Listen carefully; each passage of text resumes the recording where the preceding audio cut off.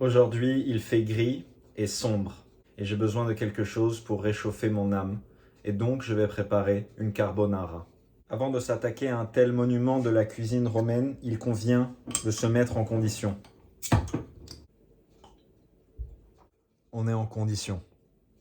J'enfonce des portes ouvertes quand je dis que la clé repose dans le choix des ingrédients. Mais une fois n'est pas coutume, certaines portes méritent d'être enfoncées. Du guanciale ou de la guanciale, je ne sais pas quel terme utiliser. C'est de la joue de cochon. C'est l'ingrédient traditionnel. Si vous ne le trouvez pas, utilisez de la pancetta. Et si vous ne trouvez pas de pancetta, ne faites pas de carbonara. Vous faites avec des lardons, tout le monde s'en fout.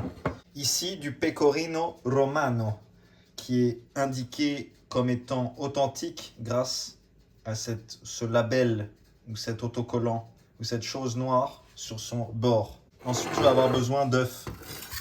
Nous sommes 2 personnes. Pour 2 personnes, ce sera 4 œufs. Nous avons aussi besoin de poivre, ici déjà concassé précédemment pour des usages mystérieux que je ne divulguerai pas. Nous avons finalement besoin de pâte. Il y a également un ingrédient secret que je révélerai en cours de route. Traditionnellement, la carbonara se fait avec des spaghettis. Ceci est une rigatoni. Si la sauce est suffisamment onctueuse et que le guanciale est coupé de manière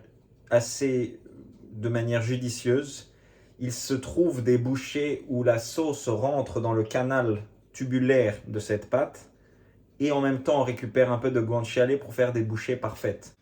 On commence avec la mise en place et les œufs. Je vais donc récupérer uniquement le jaune de ces œufs, mais tout en me permettant un peu de mettre du blanc.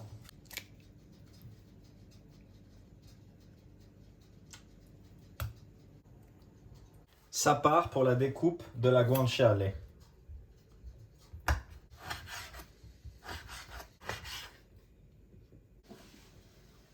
On mélange les œufs avec de la vigueur, mais pas trop longtemps, sinon ça fait rentrer de l'air et c'est pas bon. On y rajoute le pecorino afin d'obtenir une sorte de pâte finalement. Oula, très technique.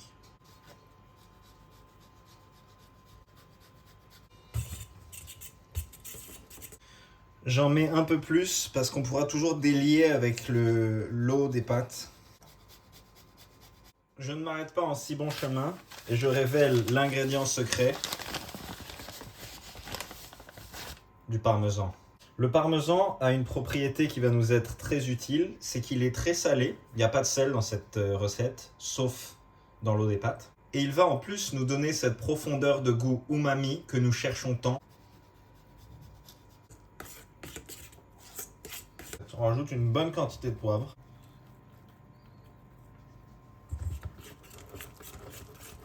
Le poivre jouant un rôle de médiateur entre la richesse de l'œuf et la générosité du fromage. C'est parti pour la cuisson. Tout se fait en même temps. On fait les pâtes, on fait la guanciale et on fait la sauce dans une sorte de balai de gras et de bonheur. Très important, on commence à cuire la guanciale à froid. Mettez un peu d'huile d'olive. Juste une petite goutte afin de donner une certaine saveur à la guanciale. Écoutez ce chant, c'est la guanciale qui frit doucement, qui confit doucement. On peut même dire qu'elle confrit doucement. Le but, c'est de ne pas la brusquer, qu'elle se défasse de ce gras un peu superflu qui va venir donner un arôme, un parfum à la carbonara.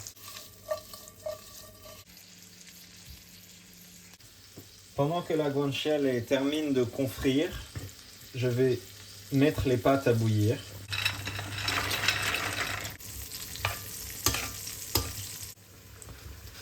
En faisant tourner comme ça ma petite poêle, je m'assure que tout est cuit à même température, l'huile restant très très chaude. Et là, je pense qu'on est sur la fin. Donc je réserve mes guanciale et je garde l'huile dans la poêle. Je vais mettre un peu d'eau des pâtes.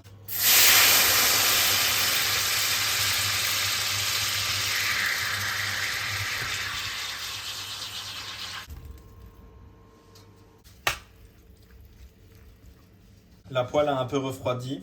Je rajoute mon mélange. d'œufs et de fromage.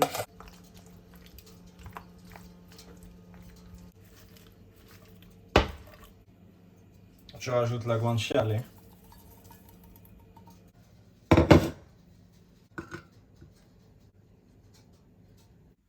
Une bonne carbo des familles.